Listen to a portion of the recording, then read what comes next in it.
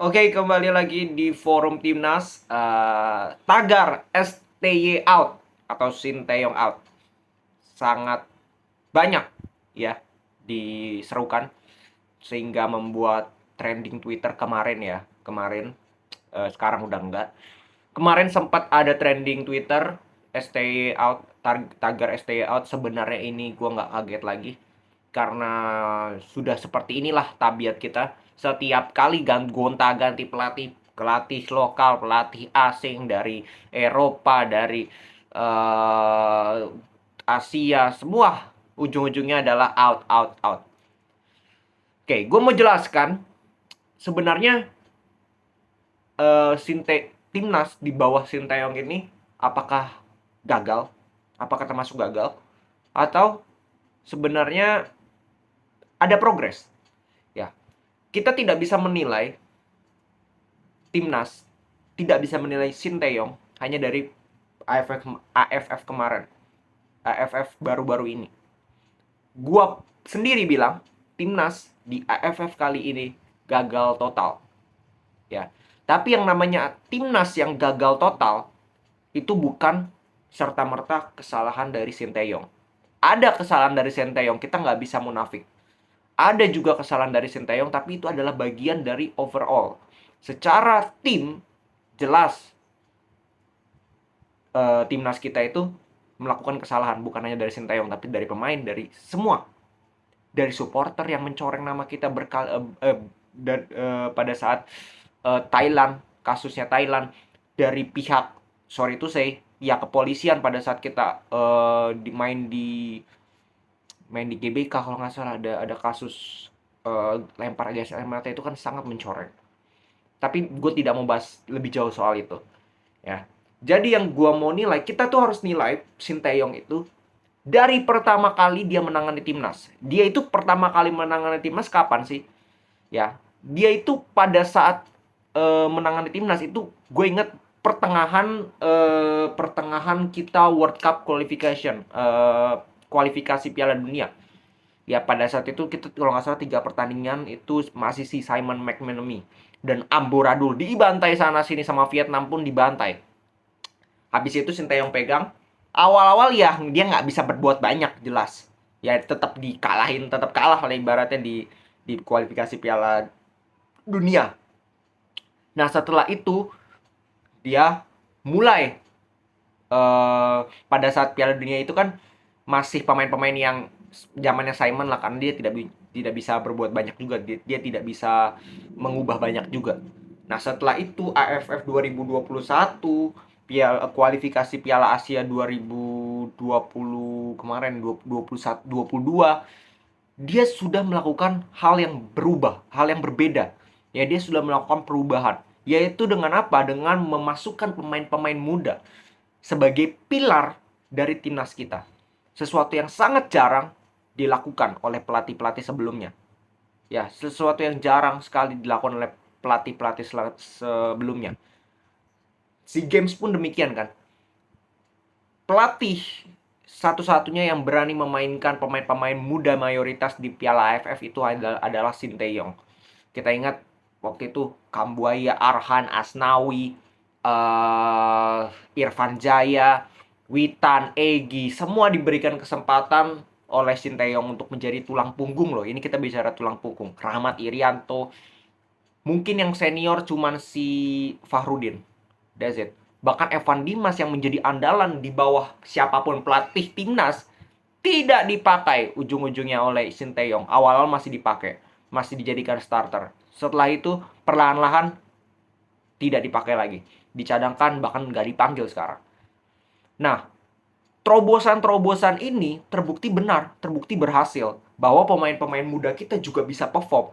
Kita masuk final waktu itu, walaupun dibantai di kandang Thailand di leg pertama. Habis itu kita seri 2 sama di kandang kita, tapi at least Sinteyong sudah membuktikan bahwa dengan pemain muda pun gue bisa perform. Dan secara performa pun kita luar biasa loh waktu itu. Secara permainan kita bagus banget. Kita sering kali mencetak gol lewat sebuah set play yang jelas. Nah, semakin berkembang-kembangnya timnas kita, kualifikasi Piala Asia kita bisa mengalahkan Kuwait. Siapa bisa menyangka?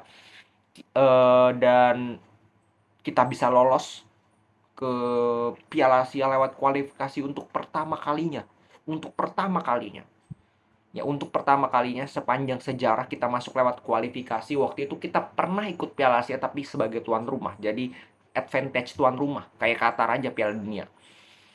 Sekarang kita benar-benar lewat kualifikasi, kita menunjukkan kualitas kita di grup, kita lawan tim-tim kuat walaupun ada Nepal di situ. Kita membuktikan bahwa kita bisa lolos. Itu poin plus. Setelah itu, dengan permainan yang bagus ya, gue bilang dengan permainan yang bagus. Nah, setelah itu masuklah AFF ini. Sebenarnya kita berharapnya wah ini akan semakin matang dan target kita harusnya juara di AFF ini karena Thailand pun tidak turun dengan skuad terbaiknya dan Vietnam pun sebenarnya nggak bagus-bagus amat kalau kita lihat. Tapi sayangnya justru underperform secara keseluruhan dari timnas kita dan itu gue sudah jelaskan kenapa underperformnya lagi, bukan salah Sintayong secara keseluruhan juga. Ya kalian bisa nonton di video kemarin dimana gue bilang apa ya judulnya gue lupa deh. Lupakan AFF, kita fokus ke Piala Asia. Ya dan Piala Dunia U20. Nah, terus kita harus ingat juga bahwa Sintayong ini bukan hanya menangani timnas senior seperti Park Hang-seo contoh. Sintayong harus megang U23, harus megang U19. Ya. Secara logika aja U19, U23 dengan senior targetnya beda. U19 apakah targetnya selalu jadi juara? Enggak kalau menurut gua. Terbukti kita itu sering berprestasi U16, U19 juara FF, juara apa. Masuk ke senior pemainnya hilang semua. Kenapa bisa seperti itu? Contoh, gue bisa kasih contoh. Pemain zaman Evan Dimas itu hampir semuanya pada saat itu digadang-gadang akan menjadi penerus dari timnas senior. Menjadi generasi emas. Ada Muklis Haniding Saifullah. Siapa yang tidak ingat dengan pemain ini? Terus ada namanya Maldini Pali, ada namanya Ilham Udin Armain, ada namanya Hargianto, ada namanya Zulfiandi, ada namanya Fatur Rahman di sebelah kiri, ada namanya Putu Gede di bek kanan. Dan sekarang yang tersisa hanya Hansamu di squad kita AFF kemarin dan itu pun cadangan. Itu pun cadangan. Ya, terus kita bergeser lebih dekat lagi. Zamannya Hamzah Hestaluhu. Kemana Hamzah Hestaluhu? Karena dia cedera, dia akhirnya gak bisa perform dan gak bisa menunjukkan performanya di timnas senior. Tarik lagi zamannya Bagas Kavi, Bagas Kava. Hilang semua. Jadi gue pun punya alasan yang mendasar kenapa gue bilang sulit jadi Sintayong.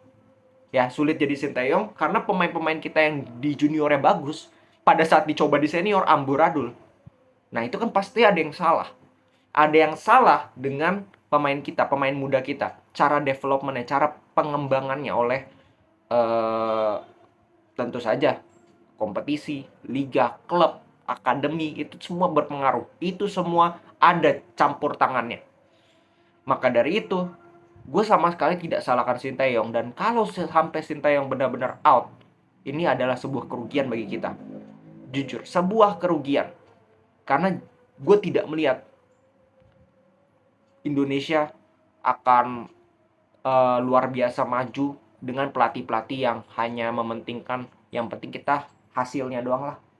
Ya, yang penting kita bisa menang walaupun dengan amburadul, walaupun dengan ugly win, walaupun dengan mainnya long ball nggak jelas.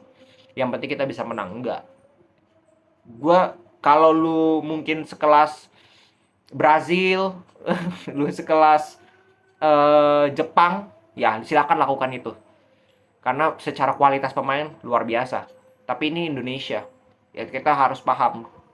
Dan gue merasakan bahwa tugasnya Sintayong ini sangat amat berat.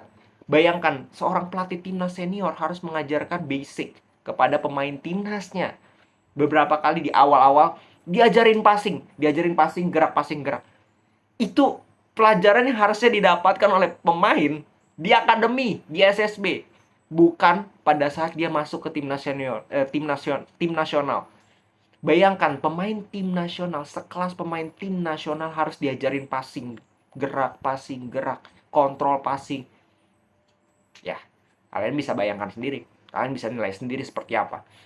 Ya, jadi untuk yang buat tagar STY katanya nggak berprestasi, nggak ada bedanya dengan zamannya pelatih lokal, zamannya siapa kayak almarhum Alfred Riedel, zamannya Luis Mia, sama nggak ada prestasinya, buat apa tetap Sinteyong stay? Ya, justru itu mindset yang salah. Justru kalau gue bilang pada saat Luis Mia menangani timnas juga, gue bilang Luis Mia juga memberikan dampak yang positif untuk timnas kita. Dan di situ pun Luis Mia waktu itu banyak yang bilang out, out, out, out. Itu makanya menjadi sebuah memori yang buruk, menjadi sebuah riwayat yang buruk bagi supporter. Harusnya supporter ini semakin sadar ya bahwa pelatih itu nggak bisa instan. Kalau dia melatih tim kayak Portugal dengan kebintangan pemainnya, Prancis, Brazil dengan aura kebintangannya, mereka nggak bisa perform, nggak bisa instan, nggak bisa pelatihnya itu menerapkan strategi yang bagus, itu baru dikritik. Nah sekarang perbedaannya sangat jelas. Lihat pemain kita seperti apa. Sorry to say, lihat pemain kita seperti apa. Dan kalau mau disalahkan Sinteyong ya keterlaluan kalian. Ya karena apa yang gue lihat dari Sinteyong ini, dia sudah membuat progres yang jelas bagi timnas kita.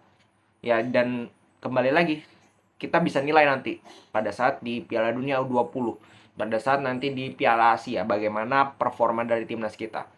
Ya kalau memang benar-benar drop atau ujung-ujungnya Sinteyong akan out, ya gue sangat menyayangkan hal itu ya, karena pertama kita harus cari penggantinya lagi. Belum tentu penggantinya satu visi dengan Sinteyong. Apa yang sudah ditanamkan oleh Sinteyong, kalau ujung-ujungnya tidak dipakai apa yang sudah menjadi pondasi yang ditanamkan oleh Sinteyong sejauh ini, ya sama aja. Ujung-ujung kita riset lagi, kita mulai dari awal lagi, dan ujung-ujungnya kembali lagi, ujung-ujungnya akan ada hashtag out out out lagi.